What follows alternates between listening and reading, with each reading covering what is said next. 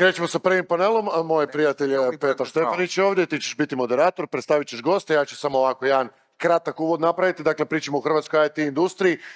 Tijekom svih ovih godina su raznih hvalospjevi o hrvatskoj IT industriji bili, no pogotovo ove godine, što pandemija, što rat, što inflacija, financijska neizvjesnost, kako se hrvatska IT industrija suočava s time, kako će biti ove godine, kako će biti u budućnosti, ti više o tome znaš. Molim vas jedan veliki aplauz za naše paneliste. Petar, take it away. Evo, hvala dragom Ivanu koji me najavio. Ako se ne varam, gledam sad Petrica, bit će jedan filmić. Da li da ga odmah najavim, Dragane?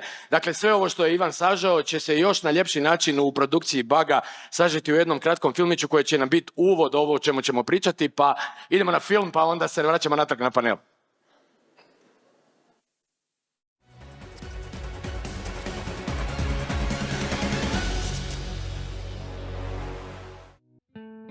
Hrvatska IT industrija već je godinama industrija s najvećim godišnjim rastom. Bilježi se rast broja tvrtki, broja zaposlenih, prihoda, ali i ulaganja. Osim toga, upravo je IT industrija pokazala svoju otpornost tijekom protekle 2 pandemijske godine, kad je nastavila s rastom i u trenucima u kojima su druge industrije posrnule. Tako je u 2021. u Hrvatskoj poslovalo 6547 IT poduzeća s nešto manje od 40.000 zaposlenih. U posljednjih 5 godina broj IT poduzeća povećao se za 50,2%, a broj zaposlenih u IT poduzećima povećan je za 45,4%. Izvoz je dosegao 11,9 milijardi kuna, a u posljednjih 5 godina porastao je za 101,4%. IT industrija je 2021. dosegla visokih 32,2 milijarde kuna prihoda. Prosječna plaća je u Hrvatskoj u 2021. bila 9.564,67 kuna i više je za 50% od prosjeka. U posljednjih 5 godina prosječna plaća u IT sektoru porasla je za 24,4%. No unatoč rastu treba gledati i globalnu sliku. Prema posljednjim podacima, prosječna bruto plaća u Hrvatskoj u IT industriji bila je na razini 40,9% prosjeka EU27. Pozitivan trend uspjeha hrvatskih IT tvrtki nastavio se i u prošloj godini, što pokazuje svrstavanje čak njih 12 na dobro poznatu Deloittovu listu 50 najbrže rastućih tvrtki Srednje Europe. Tako je u glavnoj kategoriji Technology Fast 50 plasirano njih 8, a na najvišem mjestu od svih bio je Aircash. Na Debugu, developerskoj konferenciji u organizaciji Baga, nastupilo je 50-ak tvrtki koje su se istaknule kao predvodnici hrvatskog tehnološkog prosperiteta, koje vjetar u leđa daju na globalnoj razini, kompletnoj domaćoj IT sceni. Među tim tvrtkama su, osim spomenutog Aircasha, i Span, Sofascore, Omega Software i druge. Stvorila se tako elita hrvatskog IT-a. No jesmo li doista nadprosječni genijalci kada je u pitanju tehnološko poduzetništvo? Unatoč dugogodišnjem rastu i razvoju hrvatske IT scene, naime, i konkretnim međunarodnim rezultatima, pa čak i činjenici da je naša mala zemlja postala dom dva jednoroga, tek su se krajem prošle godine napravili koraci prema tome da IT industrija postane strateška za hrvatsku vladu.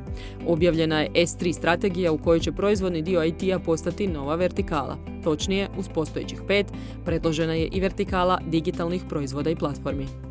Budući da se u ovoj godini očekuje usporavanje hrvatskog gospodarstva, ali i na globalnoj razini već je krenula inflacija, slomovi financijskih tržišta, krah kriptovaluta kao i rat, postavlja se pitanje je li hrvatska IT industrija dovoljno jaka da to sve preživi, te hoće li joj pozicioniranje kao strateške industrije pomoći u jačanju globalne konkurentnosti.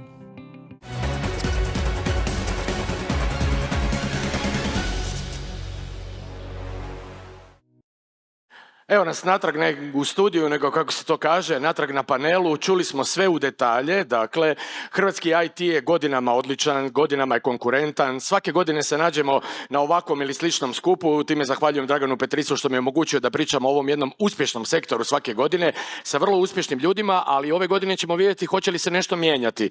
Dakle, postoji mogućnost da možda ove godine ne budemo tako genijalni. O svemu tome sa ljudima koji su super genijalni u svom području. Pozdravljam za početak Hrvoja Ćosića, CEO-a Aircasha. Hrvoje, dobar dan. Dobar dan. S nama je Ivan Bešić iz Sofascora, CEO i suosnivač. Ivane, pozdrav. Marijan Pograc, Kugla, kažu da se ovdje može čak na ovakvim konferencijama oslovljavati gospodine Kugla ili Kuglo, iz Chief Technology Officer iz Spana. Dobar dan. I na kraju i ne najmanje važno, Željko Tandarić iz Omega Softvera, član uprave. Gospodine Tandariću ili Željko, rekli smo da smo ti? Jesmo. Ok. Zahvaljujem još jednom, kažem, Draganu što mi omogućuje da dođem na panel koji mogu u tenisicama i u hudici voditi, mogu s gostima biti na ti. Svi smo ovdje jako super uspješni, čini se. Ali evo, Hrvoje, za početak vidjeli smo ove priče oko te Deloitte-ove liste. Nije najbitnije, ali ja sam bio taj koji ti je tu nagradu predao, je li tako? Erkesh je, slučajno, je li to tamo radim, 4. u ovom dijelu Europe najbrže rastuća kompanija tehnološka. Pa ajmo čuti svakog od vas što ste vi ove godine tako dobro napravili, kratko u minutu. Erkesh, zašto ste tako rasli? Pa dobro, ove godine nismo baš puno napravili, ili tek počela. Ok, mislim na prošlu, naravno. Zeznam se malo. Pa nastavili smo ono što smo radili zadnjih 8 godina. Mislim da ta nagrada nam je bila, evo, drago nam je zbog te nagrade. Dobro, bila je uvijek je brži rast u početku kad je početna pozicija malo manja. Ali radimo ono što radim zadnjih 8 godina, od kad smo počeli sa Erkeshom 2015. godine. Mi smo od prvog dana znali da ćemo se baviti našim produktom, jednim produktom koji će se zvati Erkesh i koji će uvijek imati viziju naprijediti plaćanja. Znači, naša ultimativna vizija od početka je bila, naš cilj koji će uvijek biti tamo, uvijek ćemo slijediti put prema tom cilju je da Erkesh bude mobilni novčanik i prva opcija za plaćanje svakog čovjeka u Europskoj uniji, svakog građana Europske unije. Mi smo 2015. godine počeli sa licenciranjem da budemo platna institucija, nakon toga institucija elektronički novac. To su bili sve preduvjeti da se možemo baviti to čime se bavimo danas. Od početka, ono što je dobro i što je pozitivno i što je možda pozitivan nastavak na ovu uvodnu priču, to je to da je Hrvatska u Europskoj uniji, zakonodavstvo je usklađeno, licenca dobivena u jednoj zemlji članici kao što je Hrvatska, vrijedi u svih 27 zemlja članica. Znači, ulaznicom dobivenom u Hrvatskoj, dobivamo ulaznicu za natjecanje u 27 zemlja članica, još uvijek na najkonkurentnijem, najvećem i najbogatijem tržištu na svijetu, to je Europska unija. Od početka to radimo i evo svake godine postavljamo idemo prema tom cilju, uvodimo nove usluge, uvodimo nove proizvode, širimo druga tržišta i evo, to je možda na neki način i malo priznanje za ovo što radimo. Ok, samo jedno potpitanje, koliko je to bilo teško zapravo u okviru, koliko je fintech ovisan o regulaciji države u Hrvatskoj? Dakle, koliko ste imali problema s tim? Vi ste zapravo regulirani jednako zapravo kao i banka, ili? Pa malo, znači mi jesmo regulirani, mi smo financijska institucija, mi ne pružamo baš toliko širok spektar usluga kao banka, ne dajemo kredite, ne prijemamo neke dugoročne štedne depozite, ali smo regulirani. I nama je to ok, regulativa je dobra, jasna su pravila su propisana, definirani su procedure kako dođe do nekih statusa i kada je sve jasno, transparentno, to je onda pošteno. I onda kad su pravila jasna, onda je utakmica fair. Tako da mi volimo regulativu.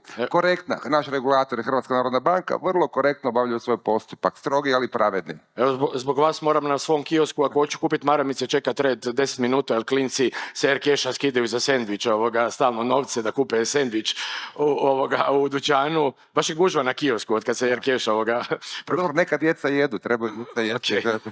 Dobro, ajmo vidjeti rječnikom koji je specifičan za ono čim se oni bave, dakle SofaScore. Dajte mi recite, Ivane, koji je tvoj highlight sezone bio ove godine?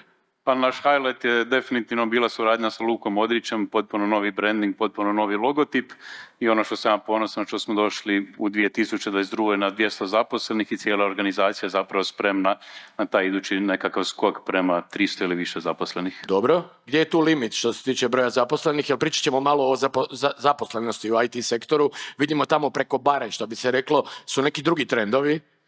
Pa ja bih rekao da su trendovi vani bili nekako možda prenapuhani u odnosu na trendove ovdje. Jednom sam bio članku pročitao kao Zagrebačka burza je najmanje pala u odnosu na globalno. Ja bih rekao da IT u Hrvatskoj nije rastao toliko napuhano kao što je rastao preko bare. Tako da ono što gledamo tamo je više nekako izravnavanje i prelazimo prema nekom zdravom trendu, a rekao bih da Hrvatska po tom pitanju stoji jako, jako dobro. Ok, kad smo spomenuli burzu, idemo do Kugle, idemo do Spana, dakle vi ste jedini ovdje izašli na burzu, pa da čujemo taj dio priče, kako je, mislim to nije bilo prošle godine, nego prije 2. Ali koji su recimo opet, kako kažem, isto pitanje, highlightsi za Span ove sezone? Vi su isto bili na ovoj Deloitte-ovoj listi najbrže rastućih? Jesmo, Span je rastao i raste zadnjih x godina. Sada smo već preko 800 zaposlenika u grupi. Stvari koje mi radimo unutar enterprise sektora, znači za velike kompanije. bilo hrvatske, bilo europske, bilo svjetske.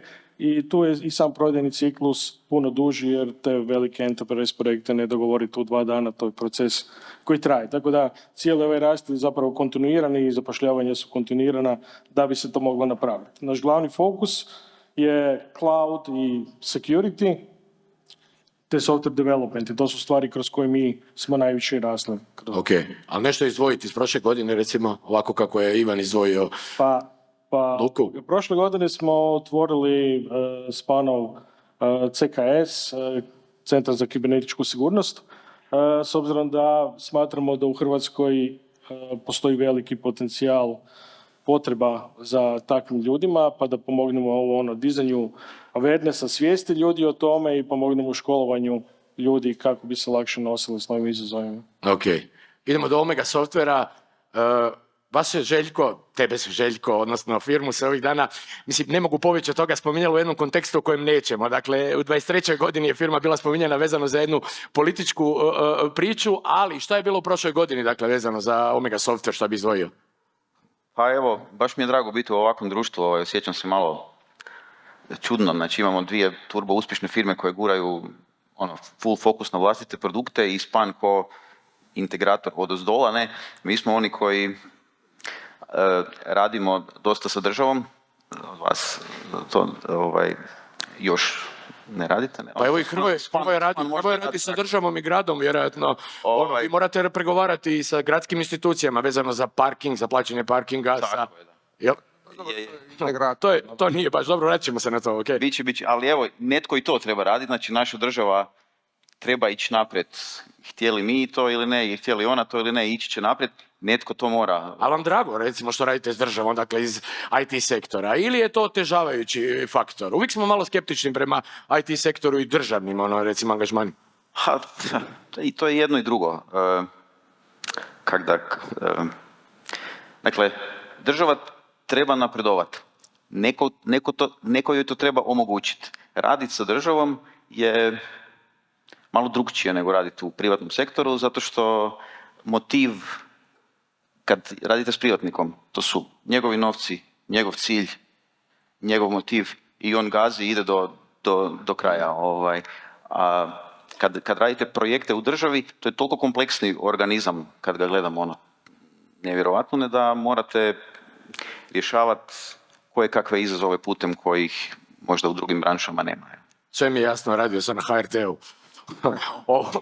Ne, razumijem, uvijek je ta priča oko IT-a, ljudi su propulzivni, brzi, evo, Hrvoje Ćosić je više puta govorio, razlika između finteka, Aircasha i recimo banke, jedni i drugi pružaju na kraju krajeva i slične usluge i neke se preklapaju, ali u banci to ide, ako uplatiš na račun, onda ćeš čekati 1 dan. Zapravo je sporija stvar u odnosu na ovo. Vi računate na tu neku propulzivnost, na vjerojatno ovakve ljude oko nas koji nas sad slušaju, koji koriste te usluge. Dobro, ok, treba biti malo i fair prema bankama. Dobro, ne previše fair, ali malo fair. S obzirom da si došao iz banke, dakle... Dobro, radio sam u banci davno, ali kratko, ali to je zbilja bilo davno, na početku karijere. Ok, mi smo manji, kad smo manji smo brži. Oni su veliki i onda imaju neki legacy, znači koji je građen desetljećima, nekad i stoljećima, puno ljudi, puno sustava, ali to je možda ok, čuvaju naše novce, treba biti puno procedura i tako dalje. Mi isto kako rastemo, nažalost mi usporavamo. Evo, mi smo nekakav tim 85-90 ljudi, uskoro ćemo doći, evo, za par mjeseci do brojke 100. Znači, isto mi primjećujemo usporavanje procesa. Jednostavno to je tako. Gledajte, na ko auto, ajde, može bolje kao brzi gliser, može brzo manevrirati brzije i tako dalje. Banke su nosači aviona, tankeri, mi smo gliceri koji sad malo rastu i tako dalje, prema nekakvoj malo veće. Znači, to je stvar brzine. Ali čisto ovo što si rekao malo prije, svi trebamo, znači slažemo se, državu treba digitalizirati, to je interes svih nas koji živimo ovdje, to je jako dobro. Uvijek kad se mi pitao regulativi, bitna su pravila. Ako su pravila unaprijed jasno poznata, onda utakmica fair. Okay. I pravila moraju trajati 5-10 godina, ne možemo imati pravila svaka 2-3 mjeseca. Kao u nogometu, znamo, već 100 godina traje utakmica 90 minuta, 2 žuta, crveni, vanisi i to je to. Pravila. A dobro, možda nije, to je za SofaScore pitanje, ali možda i nije najbolji primjer. Uveli su sve moguću tehnologiju, a više se priča o suđenju nego ikad. Dakle, nakon uvođenja VAR-a, svaki dan se priča o tome je li prešla lopta crtu. Ne to, ali da li bi offside stalno. Što kažeš na to, Ivane? Pa nogomet i općenito sport se vrlo brzo nekako prema toj tehnologiji pomiče. Ono kad gledate prijenosa bilo kojeg američkog sporta, to su kontinuirano podaci i sve skupa. Ono što mi... Zapravo i tajna vašeg uspjeha, zapravo, odnosno kad ste igrali se na tu kartu. A to je tajna i našeg uspjeha i svih ovih koji su ovdje na panelu, da gledaju šta tržište radi, što se zbiva i da se što brže mijenjaju prema tržištu. Kogod ne gleda šta se zbiva na tržištu, možda nije bio pozvan danas. Ok, ajmo malo pričati o ovome, poslušao sam malo i naše prvo predavanje, dakle vrlo zanimljivo predavanje o trendovima koji će biti u IT-u, a mi gledamo u 23. godinu. Evo, pitanje onda odmah u najavi je bilo rečeno da tech sektor preko oceana u Americi prije svega zapravo je ušao u jednu seriju otkaza. Dakle, imam tu nekakav citat, pronaću ga kasnije, koji su, dakle, Microsoft, Amazon 18.000 radnih mjesta, Microsoft je objavio 18. siječnja 10.000 ili oko 4,5% od svih zaposlenika, IBM, Spotify namjerava se riješiti 6% djelatnika. Da čujemo kako gledate na to, zašto je to tako, da li je to prenapuhana priča bila iz pandemijskih vremena sa pretjeranim zapošljavanjem i možemo li mi očekivati da i u Hrvatskoj se tako nešto bude događalo? To je za mene? Da, za sve, ali počnemo od Google. Ok. Pa da, ne znam da li taj trend baš tako strašno napuhan, recesija se vani sprema, ljudi se boje, možda će se izbjeći, ali za sada nitko ne zna i kompanije su oprezne. Svi su oni zapošljavali dosta u prethodnom periodu, ali kada znate da će vam prihodi padat, onda morate smanjivati troškove. Otpuštanje ljudi i njima smanjivanje troškova. Ako unaprijed otpuste ljude, lakše će dočekati eventualnu recesiju. Još uvijek se ne zna hoće li doći do nje ili neće. S druge strane, neko treba krenuti prvi. Musk je krenuo prvi, svi su krenuli za njim, jer da tad nisu iskoristili tu priliku, pitanje je za par mjeseci, onda bi se oni vukli po novinu. Kao je Musk pobrao taj prvi udar, a onda su sad svi ostali krenuli. Nisu ovo jedine kompanije koje su otpustile vani. Ok, ali vi ste na burzi, dakle ove sve kompanije kojima pričamo vani su na burzi. Je li to ideja da se na neki način regulira cijena vlastite dionice, dakle da igra s tim? I drugi argument je da hrvatski IT sektor nije kao Silicijska dolina, da se više se financira vlastitim sredstvima, dakle da je tu ta razlika. Što kažete o toj priči sa dionicama i otpuštanjem djelatnika? Da, naravno, Hrvatska nije Silicijska dolina i ovdje vrijede neka druga pravila. Osim toga, u Hrvatsku sve kasni. Dakle, recesija kad je bila zadnja, 2008. počela u Americi, tek je 2009. u Hrvatskoj Ali zato je potrajala 10 godina kod nas ovoga. Zakasnila, ali je trajala preko svake mjere. 2009. kad je ovdje bio nekakav pik, u Americi je već to prošlo i oporavak je već počeo. Jel? Tako da sve te stvari će doći vjerojatno i u Hrvatsku kroz neko vrijeme, ali za sad i tamo ljudi su u principu oprezni. Ta sva otpuštanja, kažem, djelomično jedan od razloga za to je i ovo sa cijenom dionica, ali nije samo to. I neki put se zapošljavalo previše, pa se sada malo... ljudi su oprezni, projekti i dalje postoje, dolaze, ali su ljudi oprezni. Rat u Ukrajini je uzdrmao cijenu energenata, supply chain kompletni za sve kompanije svuda u svijetu i to stavlja trag. Znači cijena poslovanja je rasla. Da. Čuli smo u prvom predavanju zapravo da je MMF, ako se ne varam, promijenio projekciju gospodarskog rasta. Priča se o tome da će recesija biti kratka i plitka. Dakle, vjerojatno nismo u onom scenariju kako je izgledalo prije nekoliko godina. Ivane, kako ti gledaš na tu situaciju vezano za tržište radne snage, zapošljavanje ljudi ovdje kod nas? Na ovakvim sličnim panelima smo pričali o tome da developeri imaju svaki po 2 ponude u džepu za novi posao. Sad je nekakav savjet developerima, potražnja u Hrvatskoj, ako se ne varam, ipak malo usporila. Još uvijek je situacija da se mogu birati poslove, ali nije ko i prošle godine u ovo doba. Brojne nekakve agencije i CISEX i neke udruge IT-a su godinama ponavljale: maknite se iz modela agencija, prestanite jednostavno bilati nekakve hrvatske radne sate koji su povoljniji strancima za neki multiplikator, i svi su cijelo vrijeme govorili krenite prema produktu. I ono što se sada zbiva na tržištu, zapravo agencije brzinski ostaju bez posla, a firme koje su radile godinama na produktu imaju taj nekakav i stabilni revenue i stabilnu kompaniju. Hrvoje, kako ti vidiš situaciju što se tiče tržišta radne snage? Da li je prošlo doba job hopanja, takozvanog developera, o kojem smo prošle godine u ovo doba pričali da je nevjerojatna situacija na tržištu rada, da zapravo developer može birati šta će raditi, mijenjati poslove svakih mjesec, dva? Evo, slažem se s svime što ima rekao, sve, znači fokus na produktu, znači kontrola proizvoda, znači vi vladate, kad imate produkt, vi vladate vašom sudbinom. Agencijski model vjerojatno u Hrvatskoj isto primjećuje tu je taj pad potražnje koji je krenuo iz Amerike.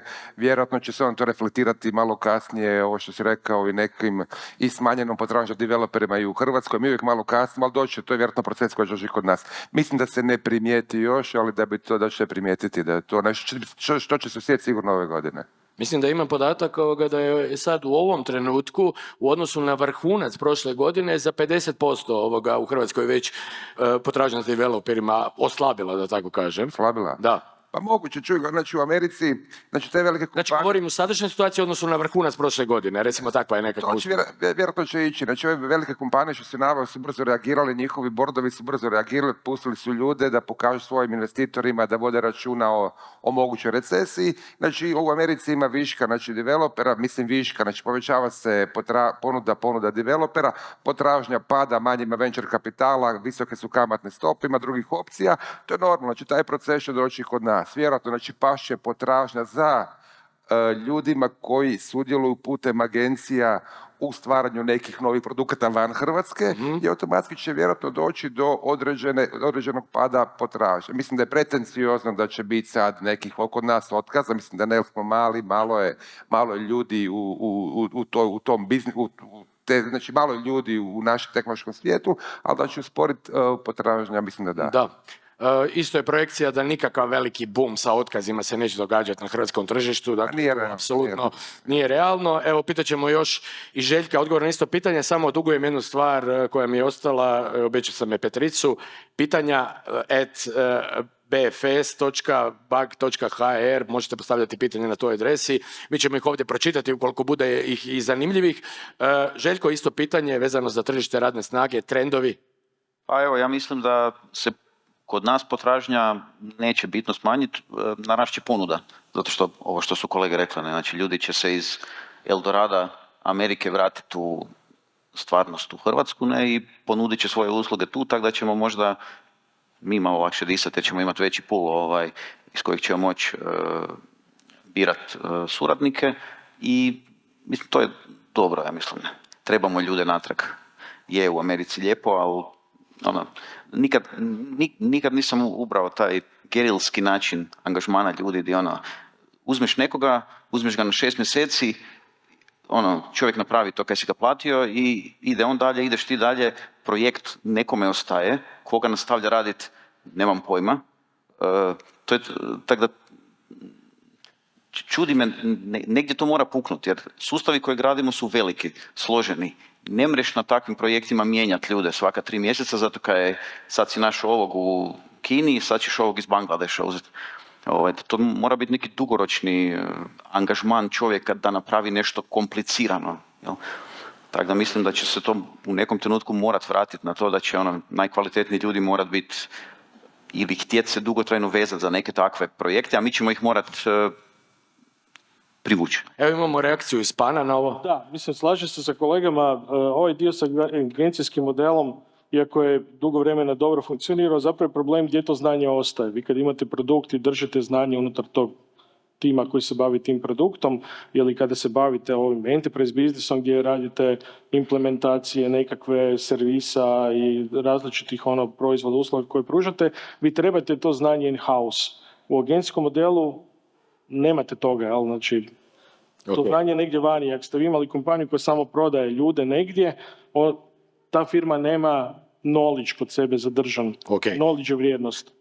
Je li developere moguće privući i sa opcijom povlaštene dionice, dakle vezano za vas koji ste sad dioničko društvo, i volio bi da čujem od drugih sudionika kako oni gledaju na situaciju da njihova tvrtka potencijalno ode na burzu.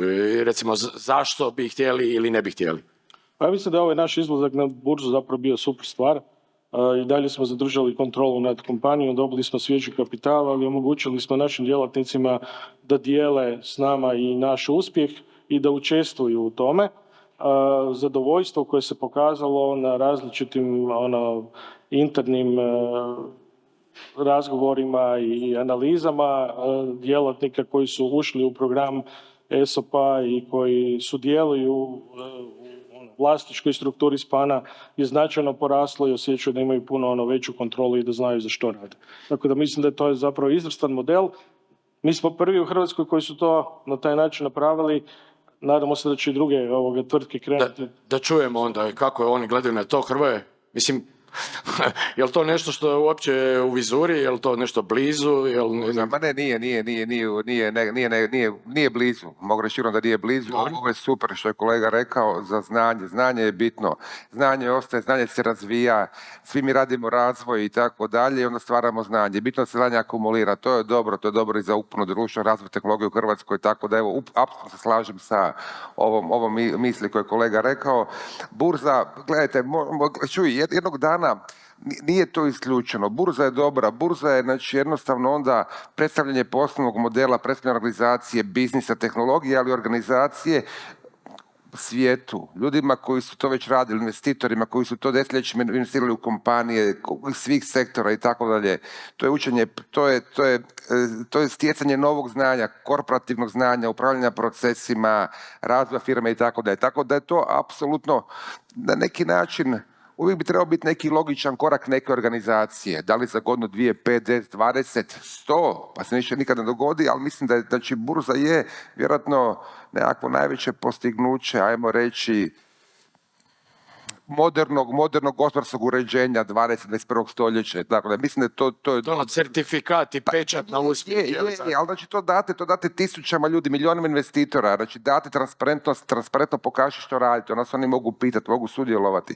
Tako da sigurno burza bi trebalo, ne bi trebalo, ali vjerojatno je neki logički cilj svake kompanije jednog dana. Kažem, nebitno, za 1, 5 ili 100 godina. Ok, Ivane, tvoje mišljenje o burzi i jedno potpitanje. Vi se uglavnom financirate, da tako kažete, jaja imate u jednoj košari, dakle od Google oglasa i kako na taj način gledate mogućnost svog razvoja u daljnjoj odnosno naplaćivanju onoga što radite? Mi većinski radimo sa Googleom, ali kao platformom, tako da on je nama nekakva tehnička podrška za sve to skupa, ali nam nije glavni izvor financiranja. Što se tiče burze, kao što su dečki rekli, to je nekako zadnji level razvoja firme. Po meni vlasnik ili će prodati firmu ili će firmu pretvoriti u nekako dioničko društvo pa se povući iz tog modela.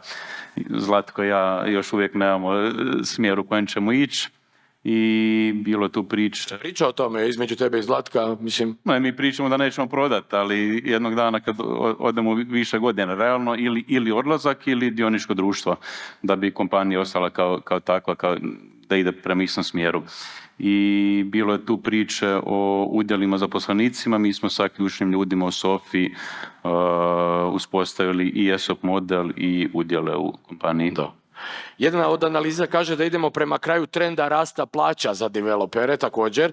Dakle, neki od ovih podataka koje zapravo ja čitam sam našao na Netokraciji. Josip Burazer Adorio, tvrtka koja se bavi tim stvarima. Znači, najava je pada trenda plaća, prestanak rasta plaća. Evo, što kažete o tome? Sad je plaća prosječna developerska kolika? Oko 10.000, još smo u kunama, jel? 10.000 kuna. Oko 9 ili tako dalje. Što kažete na to? Plaće, vjerojatno tu zanimaju ljude i plaće. Pa ne očekujem da će tu biti nekakvog promjena trenda. Slično. Dobrim ljudima će plaće rast, oni koji neće toliko doprinositi, oni će stagnirati, tražiti druge poslove i mislim da neće plaće padati. Ok, Hrvoje? Mislim da će ići, dobri ljudi će imati dobre plaće. Dobra plaća, loši neće moći raditi. Ne, mislim da će trend nastaviti ipak. Rekao je gospodin na uvodnom predavanju da Hrvatska ima jednu većih inflaciju u Europi, koliko je 11, 12, 13%. Znači jednostavno da bi ostavili plaću na istoj razini mora plaća toliko rasti, tako da mislim da će plaće rasti. Mislim da premalo smo društvo, priliči se na nas, kažem, taj pad potražnje, ali mislim da neće biti ni otkaza, plaće će rasti, malo će se može rast usporiti, tako da evo. A što nije loše, znači da se razvijamo, da stvaramo nove firme, nove produkte, što nije loše, kažem, ja sam za rast plaća. Znači, baš jesam i to je to. Evo jedno pitanje koje mi je ostalo ovdje, a kad smo već kod tebe, razvijanje Aircasha izvan Hrvatske, evo recimo kako to ide sad, i onako, možda ne znaju i svi, mislim, vi ste već ozbiljna firma koja je ozbiljna brand, da tako kažem, ljudi vjerojatno koji nas ovdje slušaju znaju nešto o tome, ali evo, jednostavno, pitali su vas to i ranije neki moji kolege ili nekim podcastima, koja je razlika između Aircasha ili recimo Revoluta? Zašto bi ja sad recimo koristio Aircash, a ne takvo nešto drugo?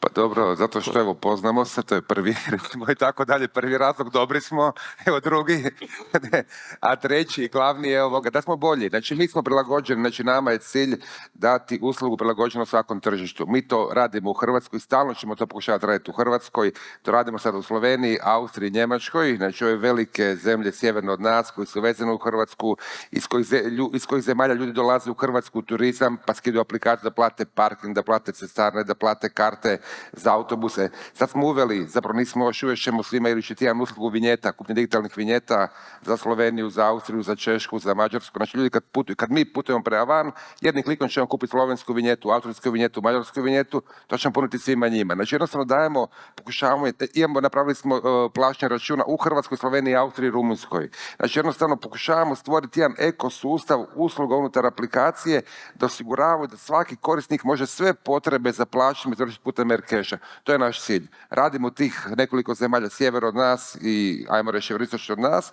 U zadnje vrijeme se jako širimo u Grčku i Rumunjsku. Ja sam došao iz Atene baš prekjučer, idemo za par dana, za 2 tjedna u Bukurešt. To su ne velike, dosta razvijene zemlje, velike, 19 milijuna ljudi, 11 milijuna ljudi, tehnološki napredne, sličnog mentaliteta, tako da, ide širenje teško, ali sve je teško, tako da pokušavamo. Evo, u ovom predavanju prije našeg nastupa se spomenula kao među trendovima i povratak putovanjima i turizmu, to je sigurno dobra vijest za vas.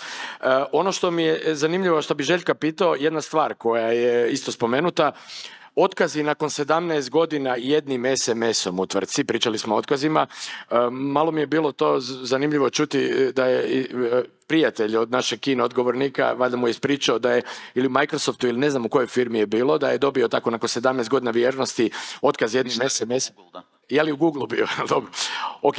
Ja mislim da je to koma, ali to smo mi, naš radni odnosno naš mentalitet je drukčiji nego u Americi, taj kapitalistički odnos tamo je it's just business, it's not personal. Mi na to nismo naviknuli. Mislim, ako ti čovjek radi 17 godina u firmi, onda pobogu nešto vrijedi valjda. Valjda bi ga otpustio prije. Ako ga otpuštaš, onda moraš imati dosta dobar razlog zašto baš tog čovjeka koji 17 godina ti radi, ne? Mislim da zaslužuje da se s njim porazgovara. Ok, nismo se dotakli toga koliko je bio zapravo zbog pandemijske ere možda napumpan poslovni model u tim tvrtkama tamo, opet kažem, preko oceana.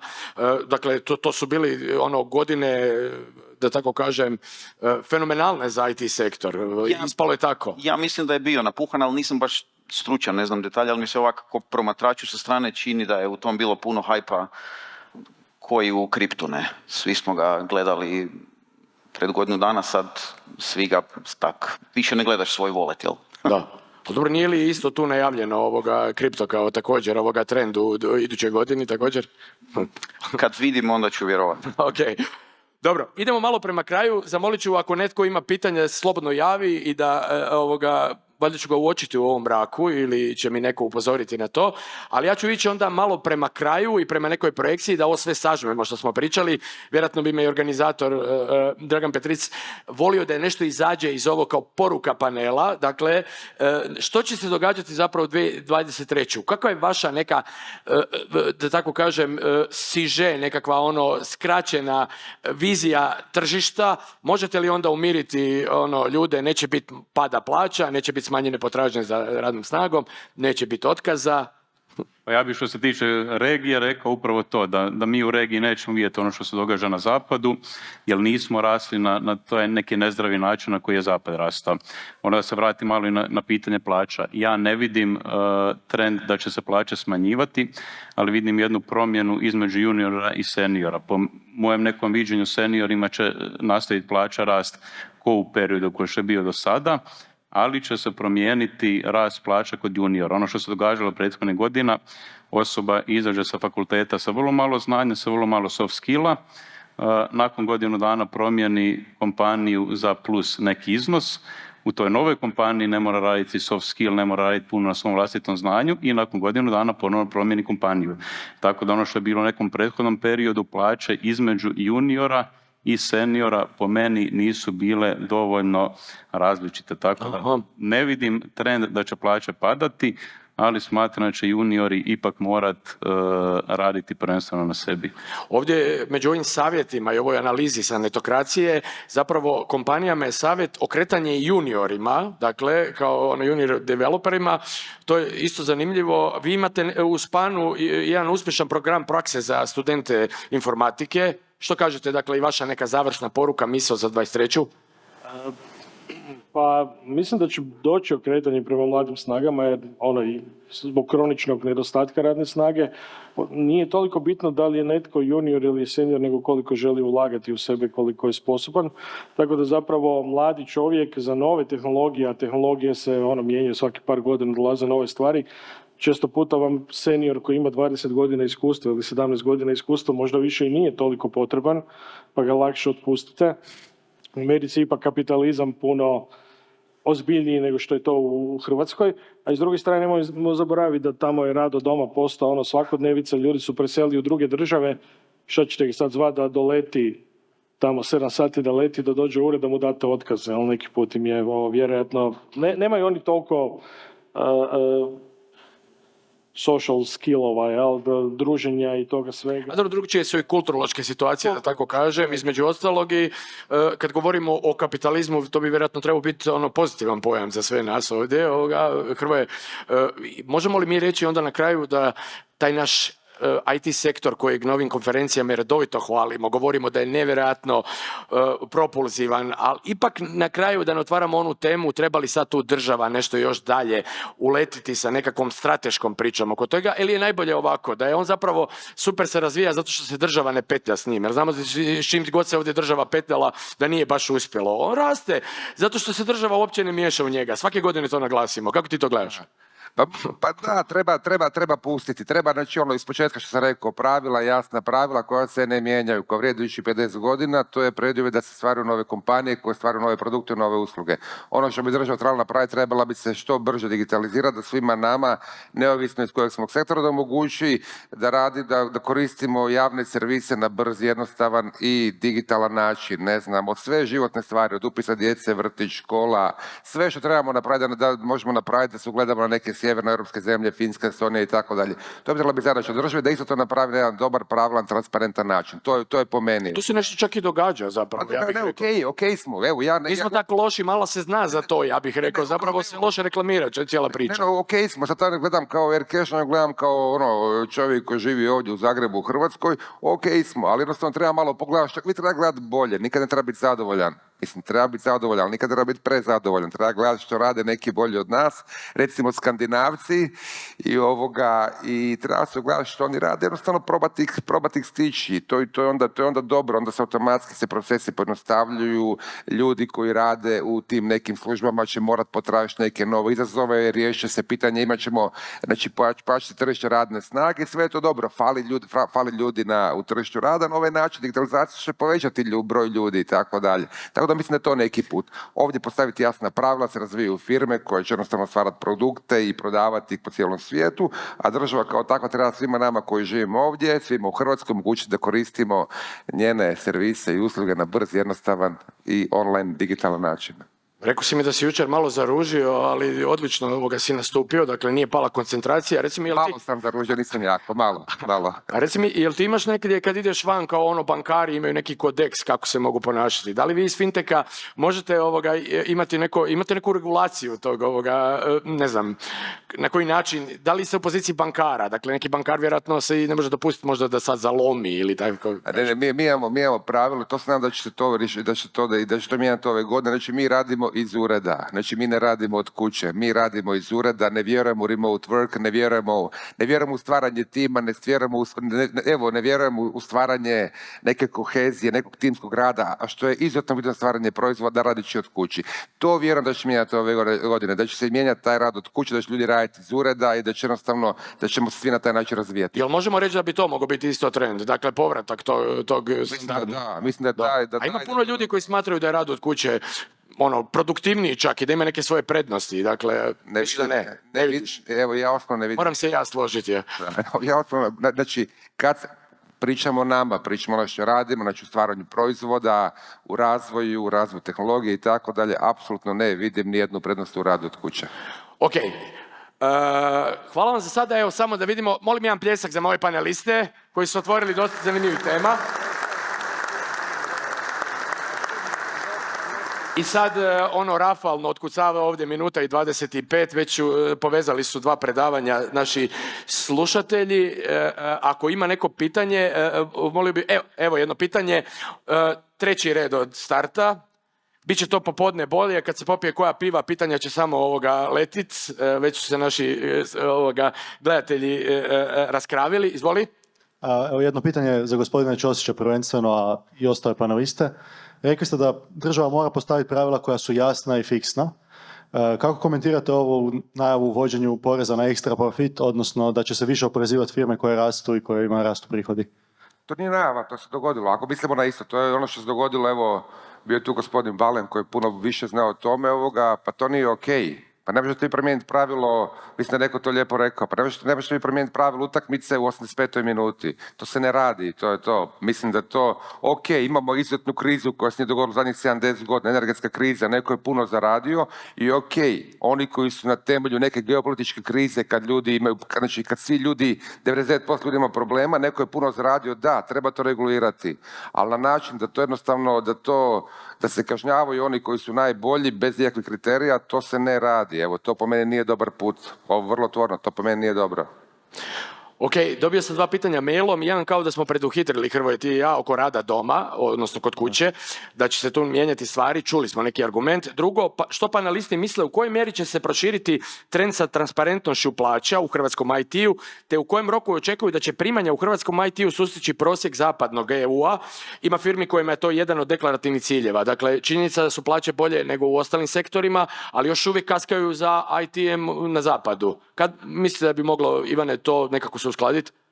Po mene je to proces koji traje već godinama, što vidimo praktički u kafiću, kava još malo će koštati jednako kao Ona će skoro doći kao u Europi. Ali isto stvari sa plaćama. Plaće već godinama se zapravo vrlo, vrlo približavaju plaćama zapada. Da, pa definitivno ide to približavanje. Porezna opterećenja su sigurno puno veća u Hrvatskoj nego u ostatku Europe i to djelomično utječe na ono što ljudi dobe s nekom promjenom porezne politike i poreznim olakšanjima. Šta bi bilo tu prifli samo najbolje u poreznoj politici mijenjati? Mislim, ja sam tehnolog, nisam ekonomist. Možda Hrvoje, kako on to vidi, izjednačavanje plaća naših i Europske unije? Pa tu treba doći, jer mi smo bolji, jednako smo dobri koji oni, naši ljudi su jednako dobri koji oni, moraju biti jednako plaćeno koji oni, ovo što kolege kažu, jeftinija, digitaliziranija i bolja država će biti jeftinija država koja će moći onda smanjiti davanja na plaće i onda će svi oni koji zapošljavaju će moći jednostavno osigurati da plaće u Hrvatskoj budu na razini Europske unije. Što kaže Ivan, ako je kava 2,5 eura, pa mora, logika jednog dana mora biti i plaća kao u Beču i Berlinu, to je logika. Dobro, i zadnje samo, isto pitanje i onda završavamo. Pa što se plaća tiče, mislim da neće naš IT magično doći na londonske plaće samo zato što mi to želimo. Oni koji u Londonu zapošljavaju Hrvate i zapošljavaju između ostalog zato što su i jeftiniji od Da. Engleza, evo, pa tu će, ja mislim, biti uvijek nekakva... Transparentnost plaća je bilo postavljeno kao ono, Što se transparentnosti plaća tiče, mislim da će to vrlo brzo doći na... jer neke firme su išle s tim ono, definitivno kao nekim statementom ili flagshipom.